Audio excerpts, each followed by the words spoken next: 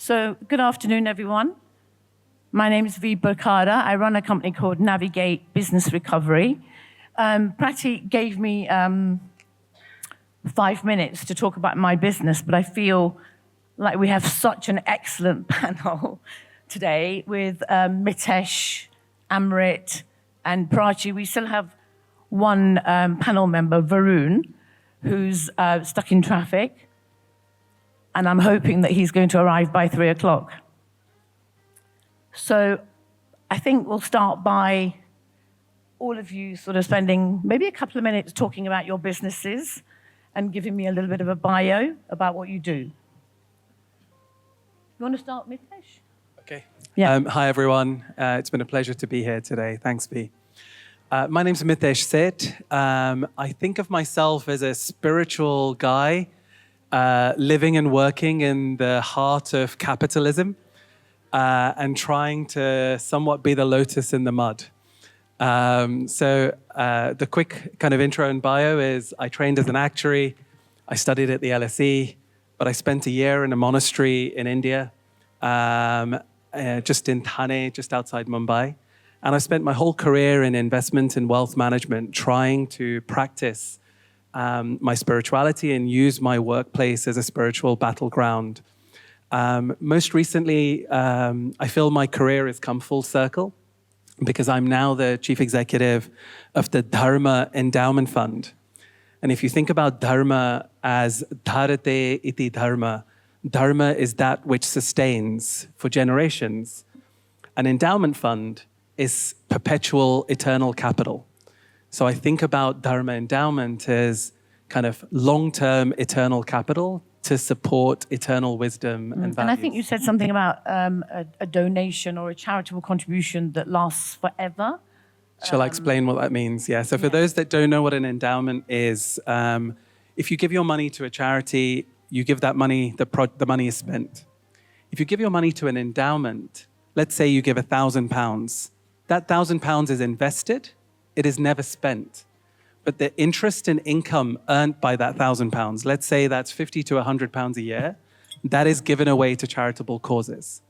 But because that core capital is always invested and never spent, for us, that's invested on a dharmic basis, and the income and interest generated is given to dharmic causes, we can provide funding forever, way beyond our own lifetimes. And so much like Dharma is in the business of generations, an endowment is in the business of generations. Yeah, it's amazing. It's a business concept that I'd kind of not really heard of, or the concept of how it actually works.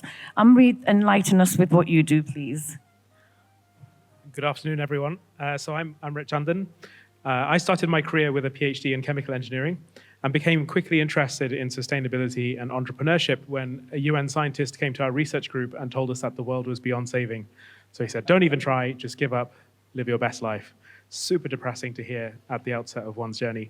So I decided pretty quickly I wanted to try and change the world. I finished my study, started working in the low carbon vehicle sector, and that's where I met the co-founder of my first startup, Accelerons. We had a business in the battery sector. It was all about how we would make batteries last for a very long time, lithium-ion batteries. We then spent 7 years working on that, so raised capital, grew the team, had projects going on around the world, corporate partnerships, won the T-shirt, got the scars, and in the middle of 2023, we agreed to the sale of the technology to a partner of ours in India who were licensing the technology from us.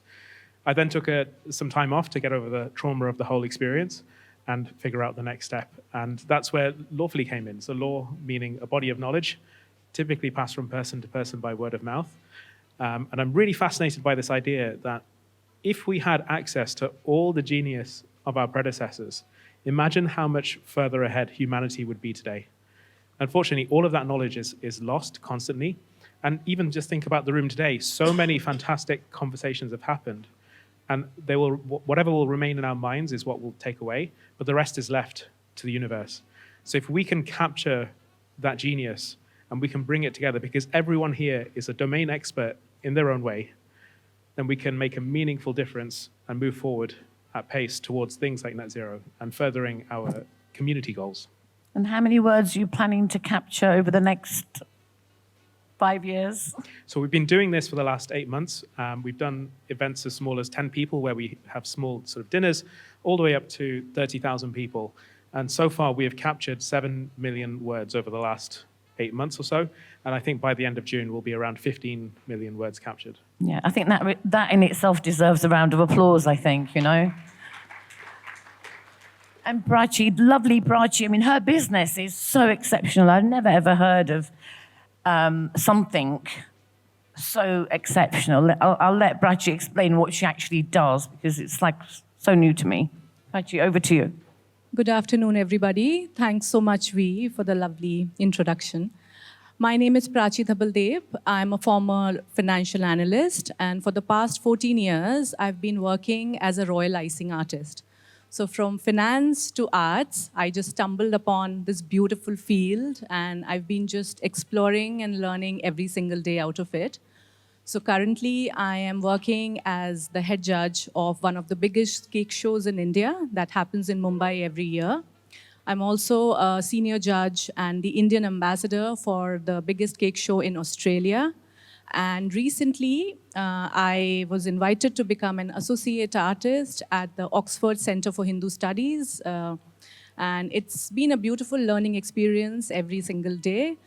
And royal icing is something very native to United Kingdom. I learned it in 2015 from late Sir Eddie Spence MBE, the royal baker to the British royal family.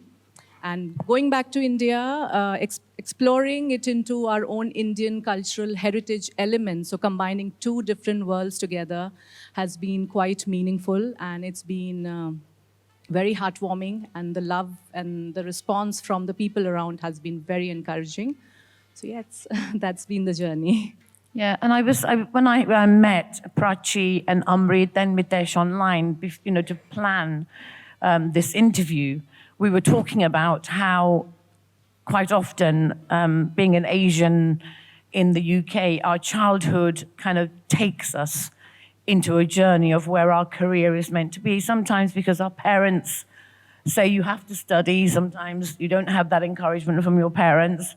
But the stories that I heard from all these three individuals were just very different to my own story. Mine is very serendipitous. So I was just trying to look for that serendipity moment in their lives. Mitesh, tell us about how you got from your parents to where you are now, sort of just very short story. Okay. So I'm a third generation Indian. My grandparents came from Gujarat. My parents were born in Africa, and I was born near Manchester in a place called Bolton.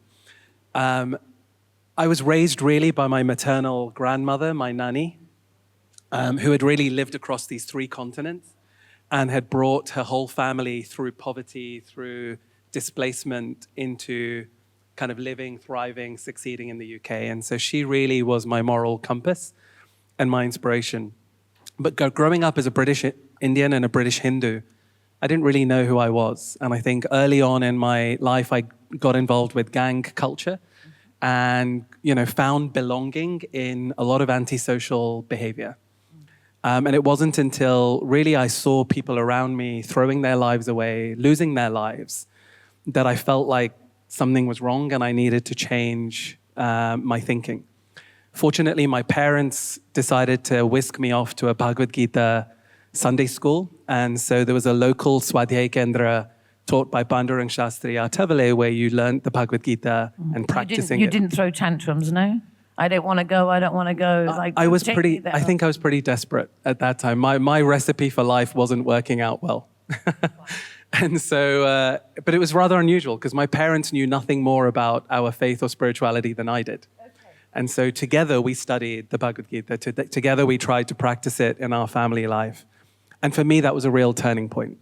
I found real belonging, it made a lot of sense. My scientific mind, my entrepreneurial mind, my desire to want to do good and thrive and succeed, but also contribute. So the Bhagavad Gita, my spirituality became my kind of compass. Yeah. And something I wanted to experiment with throughout my life. So I think that's really my kind of origin story. Yeah, it took you on your life journey. Amrit, what about you? So somewhat similar to Mitesh, actually. So my grandparents moved, on both sides of the family, moved from India at a very young age. So my paternal grandfather was late teenager and ended up moving to Kenya, was working there, sending money back to the family in India, and then ended up moving to the UK in the early 1960s. So my dad was actually born in India, but my dad is one of 9 siblings, and some of those siblings were born in India, some of them were born in Africa, and then and one of my chachaji was born in the UK. And so when my grandfather came, he had to work in factories, as many people did, and it was a very, very hard life. And I remember as I was growing up, my dad used to tell me about sort of just the sort of experiences that he had growing up, and I never used to believe it. It was always because the UK in the late 80s, early 90s was a much kinder place, I think, in some ways than it had been in the past. And so my first experience with racism was actually when I went to school. And I remember I was in the choir in my primary school, and I went to my secondary school, and one of the teachers said to me, "You cannot be in the choir because you don't have the right look around you." So that was my very first brush with that, and that was one of the formulating moments, because I always think like my grandparents worked so hard, and they put themselves in places like, despite all the racism, being on the school board of governors to make it better for the next generation. And my parents' generation have worked so hard to make it better for our generation. And so I'm always left with the question, what am I doing to help the next generation? The next generation. It's so important, isn't it? I mean, Prachi and I, when we were chatting online, we had the conversation about, and without sort of discriminating here whatsoever, but, the life of an Indian woman in India trying to sort of come out of the mold and saying, I don't want to do what you're telling me to do. I want my career to go down a different path. Is, tell your story, yeah. Yes, so actually, like every typical Indian family, when a child is born, they are being given a set of sort of a guideline that you have to do well academically, you have to have a certain sort of career to, sustain yourself in this harsh world. And there were certain boxes. Either you have to be an engineer or a doctor. I'm talking about a decade or maybe 2 decades back. So they were conventional paths. So I was good in academics. So I trained myself into finance, and I was working as a financial analyst. So the decision, when I took the decision of, taking a leap into a different field, there were questions, there were pauses, and there were stares, and people questioning the very choice of why am I leaving a full-fledged career for something which is not even supposed to be a career in the first place. Because it was like treated, I think you said it was treated like an art and craft, like a hobby. Something you do in your spare time, nothing you can make money out of, Absolutely. Yeah. So when you have a degree, you're doing well in your job, what is the need of experimenting and taking the plunge? Why? What is the need of it? But eventually, I think, when you let your work do the talking, you let your work speak for itself. So it took time. It took me 14 years, but it all happened. Yeah, to change people's mindsets. Trusting the process, yes. Yeah, trusting. And was there a moment where you felt when you left India to come to the UK and to study and train? And what was that moment when you'd done the training and then you went back home and you said to your parents, you're now the royal icing queen, and the achievements that you'd received in the UK and the recognition? How was that like for you in terms of your achievements? It was wonderful, to say the least, because you kind of probably went back home and think, I did it, I told you I'll do it and I've done it. Was there that kind of like, Yeah, actually it was, on the exteriors, if you look at it, it was a lot of achievement, awards, recognition, everything happening at the right time. But internally, I was also dealing with the fact that I learned from one of the biggest mentors in the world when it comes to my icing creation. So it was also the fact that, you have to go back home, create a signature style of your own. Create something that you call yourself, and you put a signature or an individuality of your own, not replicating to whatever is already existing. So in between all the praises and the appreciations and the awards and everything happening, it was this tug of war inside of me that I want to bring in something that's not there. And that's how the Indian heritage and the culture element came in. Yeah, fill the void in the market, yeah. And Amrit, you told me about this like really, really difficult time, the LinkedIn post that you posted in your life. And I'll let you tell the story because I feel you're going to be better at it. But just tell everyone how, like, we all have significant issues and crisis that happens, but I feel like the way Amrit will describe it was just really humble. So, so there was, as I mentioned, that there were plenty of scars learned. One of the things when you start a company, especially for the first time, is that there are so many things that you don't know, and there are so many things which you don't even realize you don't know. And sometimes we do things which end up, it turns out we're laying landmines for ourselves that our future selves have to unpick. And there was one such situation for me where the markets were looking really positive. We just brought on a major corporate investor, and we wanted to raise some money. So the chairman, who'd been appointed by one of the investors, said, let's go to market, but let's use an advisor to help. And this was a significant sum of money. Up to that point, I'd raised sort of a couple of million at a time, and this time we were thinking, my thinking was 5 million, and when we picked the advisor said, oh, the markets are so good, you should be raising 20 million. And which founder out there, which first-time founder out there thinks that's a bad idea? And so we went down this track, and unfortunately it didn't quite work out. And so we had a fork in the road, and me sort of deferring to the experience of the chair, who was a finance person, whereas I'm a tech person. What do I know? Went along with his advice, which was, we should go to our existing shareholders and ask for some bridge capital, and then maybe next year we'll come back out to the market and raise money again. The alternative would have been to immediately go back out to the market with a different proposition, raise money, because we had enough time to do it at that point in time. But as I say, I deferred to what the chair suggested, spent 2 months going backwards and forwards, creating a new plan. And then at the beginning of June, that got approved. I then went away on holiday for the first time in 6 years for longer than a week. And I came back, and I was pulled into the office by the chair, and he said, the investors have decided you must step aside as the CEO of the company. Yeah. And what happened? What happened to you after that, So it was one of the most painful things to hear, this thing that I've been working on, this project, this concept for so many years. And in that moment, I always said I didn't want to be the bottleneck to the success of the organization. So if it was required by the board, I would move aside. And I was told, you've got 24 hours to decide. It's got to be your decision. It's not a command. You're not allowed to leave. If you leave, the whole thing falls apart.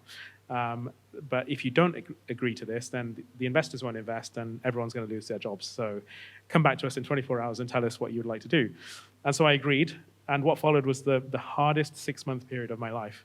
I look back on it now as one of the greatest experiences I could have ever had, as one of the greatest gifts from the universe, but I would never want to go through it again. It was meant to happen. It was meant, you kind of needed that to happen to move on to where you are now, I guess, right?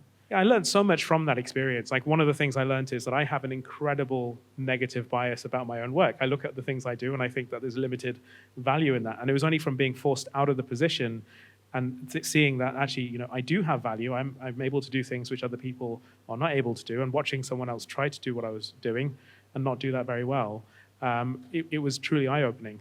It was not something I could have seen from just the sort of day-to-day. No. And it's bizarre because when Mitesh and I spoke about how he started the endowment fund, I'm a finance person. I liquidate companies, help people with bankruptcy issues.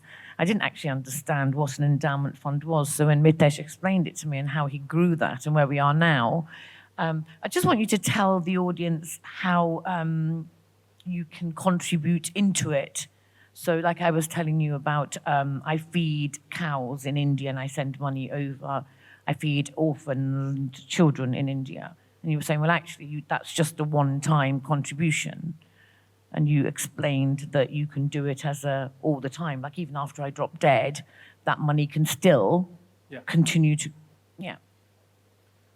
So a little as I said earlier, so the endowments aren't that common in the UK. They're very popular in the US. So Harvard University is funded by an endowment. Students that have studied at Harvard give money back. That goes into an endowment fund. That means Harvard University will always have funding to be able to run its operations, pay its professors, pay for its things. Oxford has started something similar. A lot of faiths, so the Christian faith, the Jewish faith, the Islamic faith, Waqf is a huge billion-dollar endowment that makes sure that many of these Abrahamic faiths will have funding forever in order to be able to promote their faith and the work, and often the very desperate charitable work that's needed for the poorest, the most underprivileged people in the world. As Hindus, Jains, Buddhists, and other Eastern faiths and religions, we haven't been as organized in adopting this idea. So each temple, we may have some of the richest temples in the world, and that money, firstly, will be sitting in gold or in cash or in property. But also we said, didn't we, that I feel that because we have such a variety of, to put it very simply, like, the Shahs want to do, I think that's how we discussed it, the Shah people want to do the way that they want to do it. The Patels want to do what they want to do. The Taylors want to do it the way they want to do it. And the list is endless. We are so close, but so far apart that, if you see, I can't explain this, but when you see somebody, like say in the Shah community, doing something really, really well, rather than joining them, we want to kind of say, let's do something even better than them. There's no community. Well, so the word. beauty of our spirituality Community is the word I was looking there are for. many paths to the same goal. And I think that brings huge acceptance and openness. The shame is there's a small print that we often have, which is there are many paths to the same goal, but my path is the best. Yeah. Right? And my guru is the best, and my temple is the best, and my community, and my region, and my language, and my geography. And the shame is that competition between each other isn't that healthy or helpful. Yeah. And it means we fall behind in our ability to preserve the future. Yeah. Now, and Dharma... there isn't that in Judaism and Islam, There is, but somehow they Not still as come great, together, not only within their faith, but across faiths. The interfaith dialogue across these three major religions is huge. And therefore, their funding, their ability to fund institutions, organizations, platforms, systems, to think about the climate, to think about poverty, to think about these things together as a collective, we fall behind a little bit. And I think our effort here is to be able to say, of course, give money to your temple, give money to your community, give money to your charity of choice, feed the cows. But what if a portion of your money went into eternal capital, went to make sure that dharmic work in its most universal definition is funded forever? How could that work? And that's a platform, that's a capability that needs creating. And that's what we're building. And Mitesh, give me what your plan is like over the next 5 years, sort of very briefly explain where you want to be and what you'd like to educate people about your business and how that would look. Okay.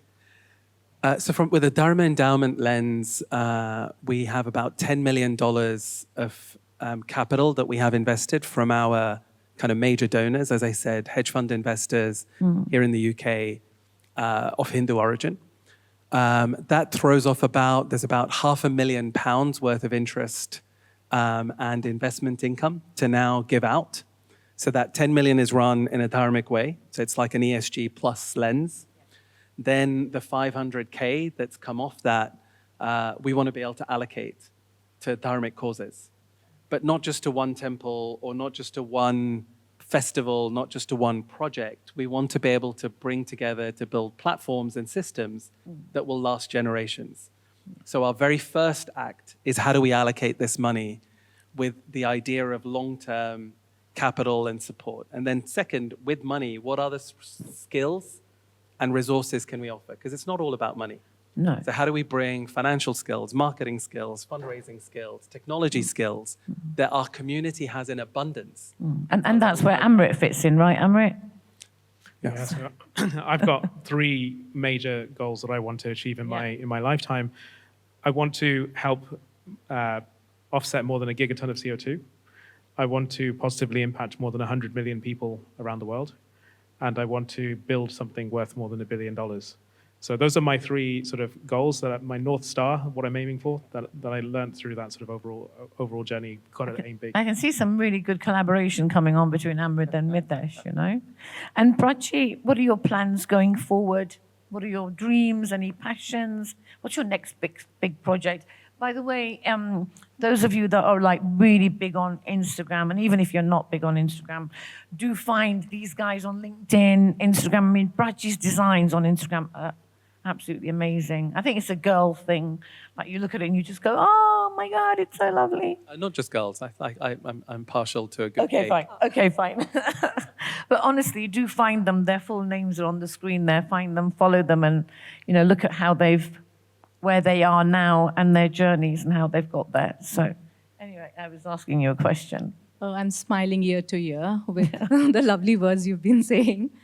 So my goals going ahead, I think I like to treat myself as a student. I like to take it that way, that learning every single day, because the last 14 years, I've been learning and evolving and growing each and every single day.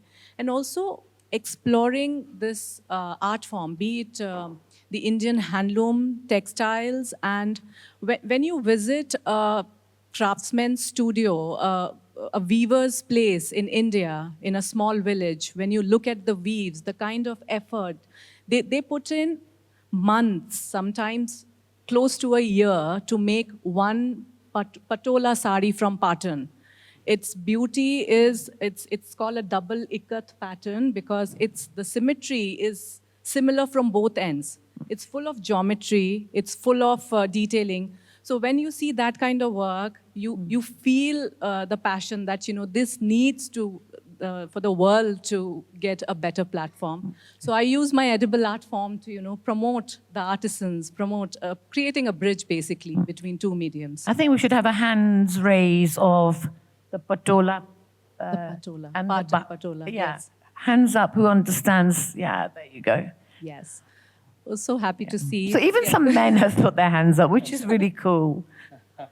So I think every textile from the region, be it from Jammu and Kashmir to Kanyakumari, we have such variety, such details, such beauty. It'll take years and years of, work and artists, thousands and lakhs of artists like me to collaborate and work something, together to form a beautiful bridge of the artists coming together and forming a bridge between textile, handloom, and edible artistry, and various mediums, the jewelry, the terracotta designing. Every corner of India has so much of beauty. So I just take it, as a learning lesson every single day to take inspiration, take my art as a platform to build the bridges, to create that story and put it for the world to see, even if it reaches maybe a very small section of people, but it does the job. And your husband and your son, how old is your son? My son is about to be 13. And how does your husband fit into your lifestyle, your cakes, your icing, your business? I think he's been the biggest supporter when it comes to my work. Because when I decided to leave my job, he was the first person to say, go ahead, do it, I'm there for you. Because every crazy decisions, all late nighters, I've been sitting at 3 a.m. in the morning, thinking about a design, it's not working. And sometimes my design require a lot of geometry, a lot of designing, and I did a 3D 200 kg replica of the Milan Cathedral. It's there on my Instagram. So that required months of planning and execution. So he is, the person, he's quietly doing all,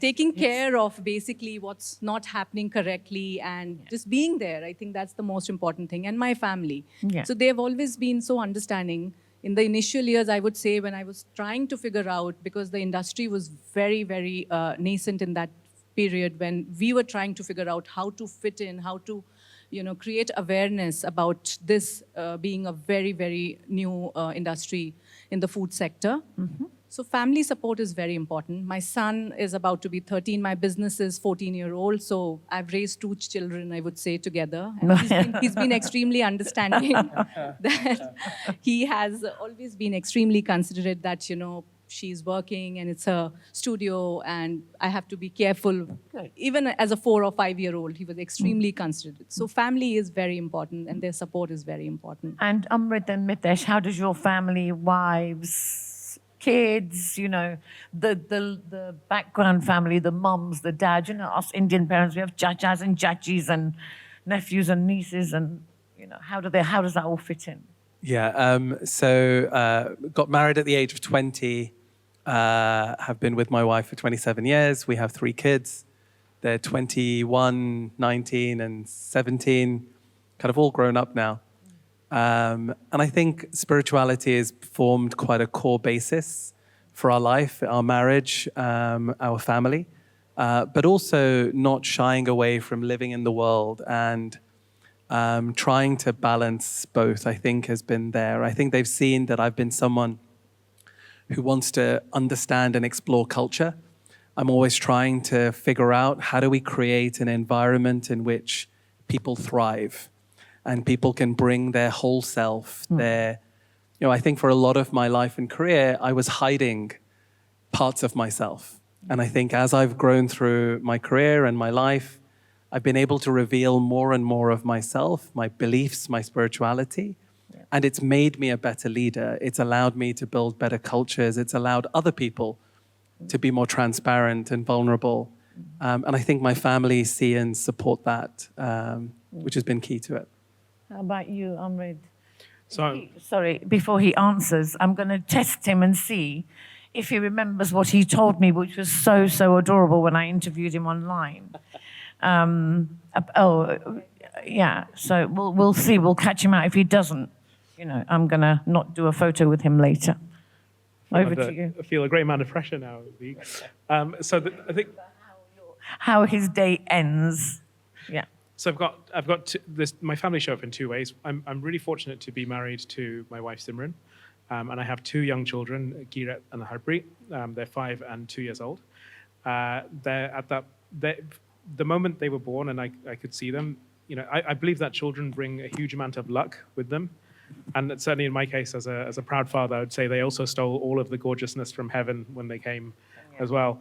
But seeing them, something changed inside for me. I cannot see a story about children anymore in the news. You always hear these horrible stories, and because whenever I see another child, even traveling around London this week, I've been away from home, I see other children, and I can only see my own children. And so, if anything, it reinforces the things which I'm looking to do in the world, because I cannot stand the thought that my children will have to suffer because of everything that's going on with the climate and all of the instability. So anything I can do to help them, anything I can do to help any other child is the same as helping my child.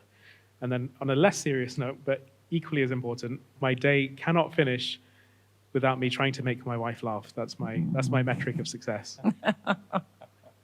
I thought that was very sweet. He said his day doesn't end well if he doesn't make his wife smile. I think that's really sweet. So hands up to all the men in the audience who actually make their wives smile on a daily basis. Well, my husband is there. He's putting his hand up. He doesn't, okay? He doesn't. That's not true. He's just saying that because he's in the audience. I was going to ask the 3 of you, like we talked about collaboration and working together. If you, Mitesh, Amrit, and Prachi were to work together, how would you see that happening? So it's 3 very diverse businesses. So you've got the icing and cake maker, you've got the tech guy, and you've got the charitable endowment fund, Happy to have a first crack at it. How would you 3 collaborate? Because, Bridge India Week is all about working Building together, collaborating, I think there's so many ways. So Tell us. I'll start by saying we all employ people. We all, and the biggest, so I think a lot of businesses, there's a lot of good ideas, and you get off the ground, and then you get stuck. And I find a lot of founders fail because they struggle to convert a good idea and a good business into a culture, a system, a platform, a community, a network, and beyond. And so I think that's where culture becomes key. How are you going to bring people together? How are they going to behave? How will they interact with each other when you're not in the room? How will they represent the brand, the business?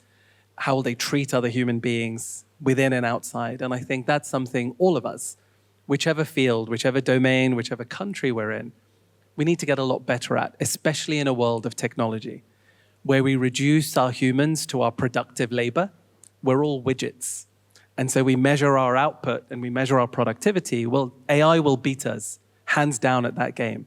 But when we start measuring our creativity, our humanity, our compassion, our ability to collaborate, to create, to build, to care, that's when we create. And so our workplaces need to become more human. And I think we can all help each other with that, and everybody here in this room. Yeah. Amrit, how do you see that? What's your viewpoint on that? How would you see the collaboration? So I take inspiration again from my grandparents. So they came to the UK, and they didn't speak a word of the language. They didn't know anyone, and very quickly they found strength in the community.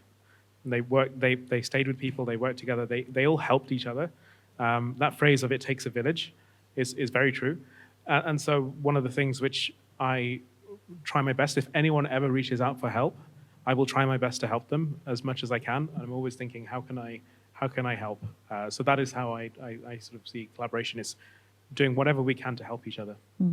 And Prachi, what about you? You need to move to the UK, okay? I think half of the time, I think I You're travel. already here. I travel, yes. And next year it looks like, even more traveling to UK and staying here for longer duration. Good, so more time for collaboration, Yes, right? So more time, tell me, yes. how would you see sort of yourself collaborating with Mitesh and Amrit? I think both of them had put in such valuable points that, you need good structure, discipline, funding, people, and everything coming together. It forms a good set of working environment, and I would bring in the art. So it's a very good collaboration happening already, I see. Yeah. And like I said, my background in the finance field has helped me with a lot of structure and discipline.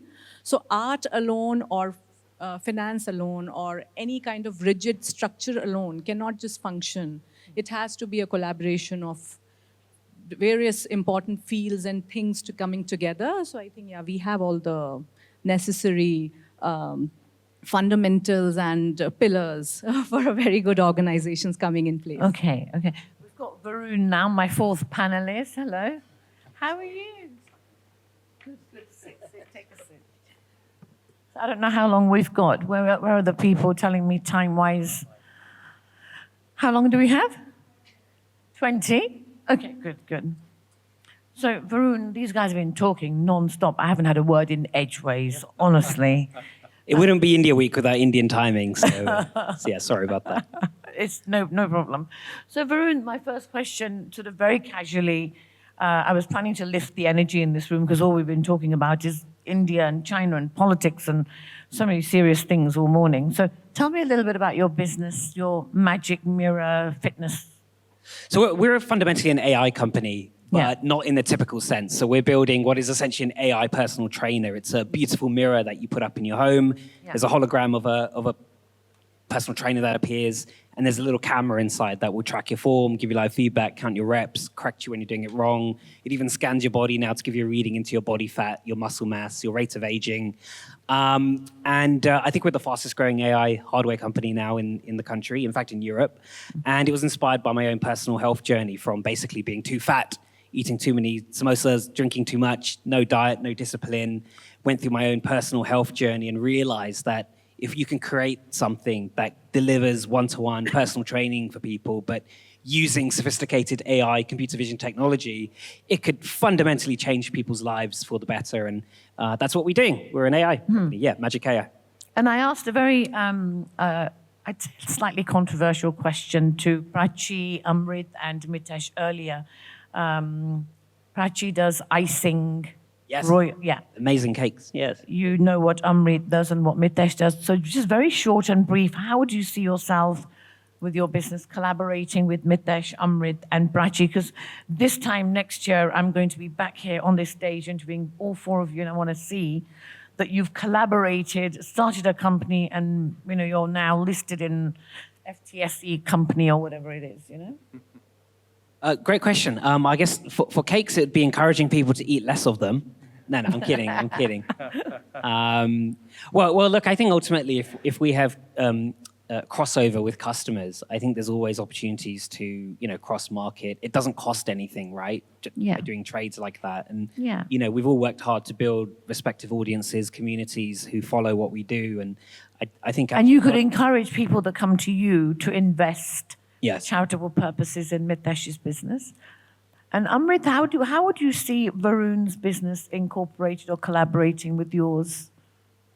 I think anything that we can do to improve people's health is a positive thing. So as I mentioned, the desire to create positive impact, improving people's health is one of the best ways of doing that. As a diaspora, we have people of South Asian heritage and sort of ethnic minority heritage generally are a much higher risk of diabetes, as an example. So anything that we can do to sort of improve people's health and improve people's well-being, I think will create a better world for us all. Did you bring your fitness mirror with you today? I couldn't. I'm so sorry. Why? Sorry, I was stuck in traffic for 2 hours. I would have. Yes. But, Okay. So I was going to ask Amrit about your childhood. We spoke a little bit about your childhood growing up. Is there, like, when you look back on your childhood, is there like an early sort of influence of one person or values that has kind of stayed with you for a very long time? And, sort of when you're doing something in business or personal, you have that kind of brainwave of the memory that kind of takes you back. Oh, I'm doing this because, Yeah, absolutely. So one of the first lessons that I learned was from observing my parents. So watching my parents when they would go into a room and noticing that they would notice everyone, they would talk to everyone, they did not care what level that person was. It'd be from the person who was cleaning the floors to the good and the great in the room. And I think that's one of the lessons that really stuck with me, that actually everyone has value, everyone has a part to play in the world, and we shouldn't categorize people just based on their status, their position in the world. And that's something that's really stuck with me. Yeah, good. And Mitesh, what about you? Anything that you kind of still hold on to that? Yeah, your very much strength? so. I talked a little bit about my grandmother earlier. Yeah. But if I choose someone else, so my teacher, my guru, Pandurang Shastri Athavale, when I started to study the Gita, the idea that stuck with me forever, and it drives so much of what I do, is that survival of the fittest is a quality of the animal kingdom. So in the animal kingdom, if you're not fit, you don't survive, and that's fine. But we're not animals. No. We're humans. We Wow. have something excess. I beg to We can differ. behave. At our base level, we could behave like animals, or Yeah. we can be more godly, Yes. right? And so what is the characteristic of humanity? It's to fit the unfit to survive and thrive. Yeah. And so unless we're building bridges between the haves and the have-nots, between the rich and the poor, between those that have the knowledge, the wisdom, the fitness, the whatever it is, and those that don't, then in what way are we human? And I think that has been like a core driver of kind of my thinking, my philosophy, my work. Excellent. And Varun, any influences from early childhood that stayed with you, that you find that you're here because of that influence or that person, the serendipity, faith, that kind of stuff? I always thought the Indians have in our nature to be entrepreneurial, right? Like when you walk down a street in, Bombay or where I'm from in Punjab, there's people selling all sorts of trinkets on the street. They're peddling, amazing food through carts. They're making things and then, from very limited resource and then trying to sell it on to people. That is literally entrepreneurship at its most, primitive form. That's like really where true entrepreneurship actually, if you think about it. And so I think seeing that as a youngster and coming from that, I think it's in our nature to be that way, to think about, how can we take resources from one place. In fact, that's actually the dictionary definition of entrepreneur: someone who takes resources from one place, takes it to another place, and creates value somewhere else. And that really is I think my earliest influence was seeing it from there. Did you have one person that really influenced you, or one person that you look at like my guru, like your go-to person? Mine is my husband. I go to my husband for everything. He helps me excel mentally, physically, and just keeps me on the straight and narrow, Yeah, probably parents. Probably? Parents. Oh, your right? parents. They're often your first gurus, right? And Fine. I think learning from seeing what they did, and also what they didn't do, and learning from that and taking it forward. How about you, Prachi, with your parents and any legacy people that you think, oh, my grandma or my uncle, or just somebody special? Yeah, there have been a couple of very special people in my life who have shaped my artistic journey. I think the love and the passion that I have for our handlooms and textile, it came from my grandmother and her beautiful saris. As a 5-year-old, I used to ask various questions. What is this? And why is it so shiny? And why is the fabric like this? And I got gifted one of those saris for my wedding. And that became my inspiration for a cake collaboration in Italy.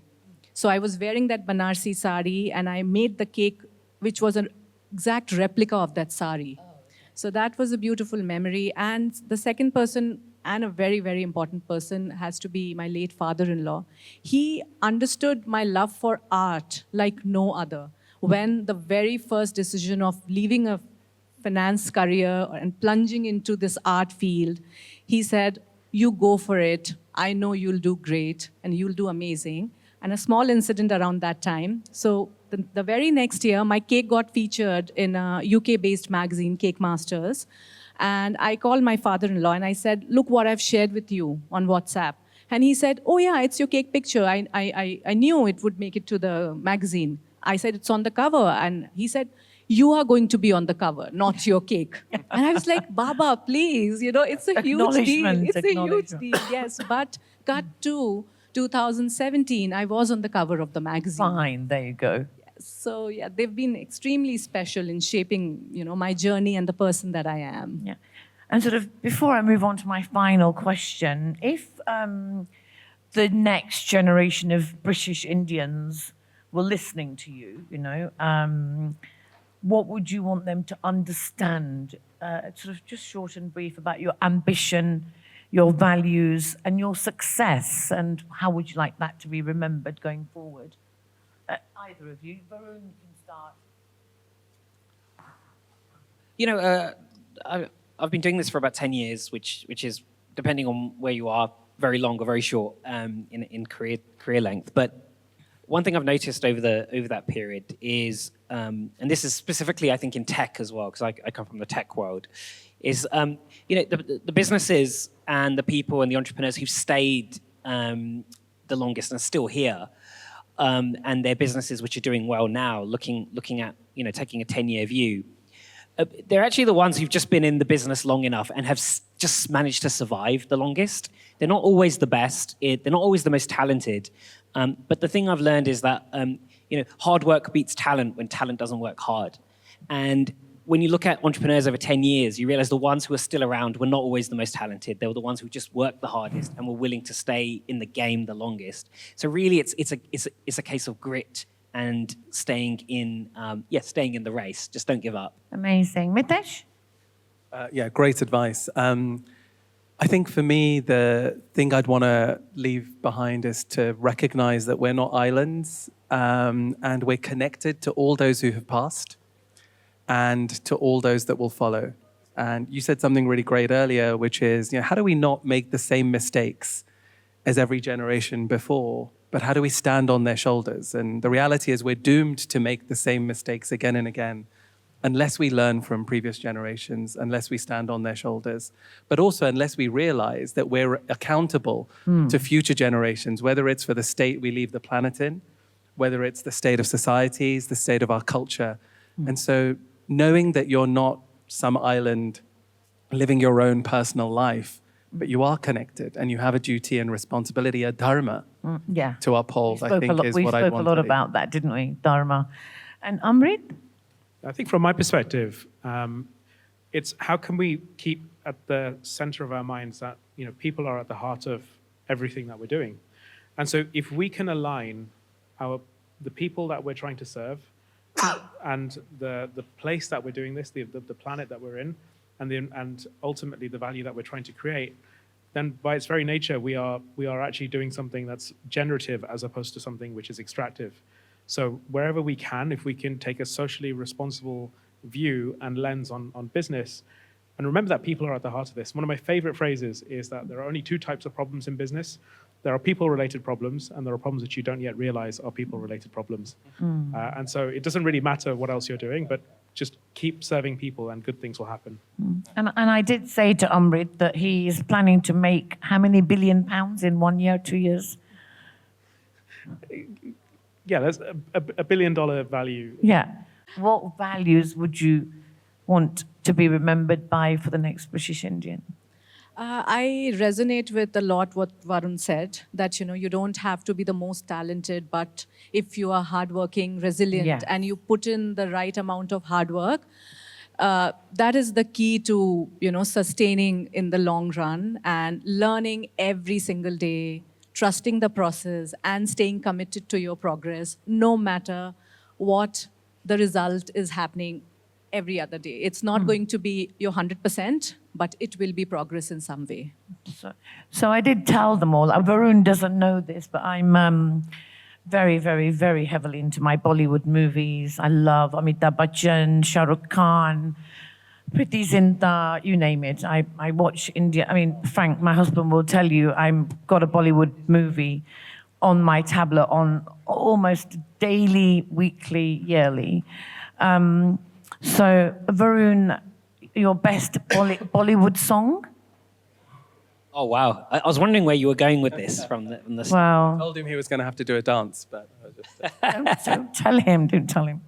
My favorite film is this film called Swades, which is a With beautiful Shah Rukh film. Khan. Yes, beautiful Yeah. film about moving to your motherland. So He goes to India and puts his Yes. water system and Yes, things yes, in. yes, Yeah. yes. So it's a title song from that film. Which How does it go? Sing. No. That's one. That's not what I was asked here to come here to do. That's my next question. No, not for me. Okay. No, I really. Mitesh? Your favorite Bollywood movie song would be good. it's the one, I think it's from Kal Ho Na Ho, Har Ghadi Badal Rahi Hai, Roop Zindagi. Beautiful song, beautiful. And Prachi, what about you? There are various songs actually, but there's one from Wake Up Sid, Ik Tara. Oh. Ik Tara. That's a beautiful song. and It's wonderful. Very soulful. Yeah. Yeah, a very happy song as well. Yeah. And then finally, Amrit, your song. So the film would be Three Idiots, and the song would be All Is Well. Well, thank you guys. You've been such an amazing panel. Varun, I'm so sorry we didn't get an opportunity to talk beforehand. We'll head out in a little while. We'll take some photos and we'll carry on this conversation.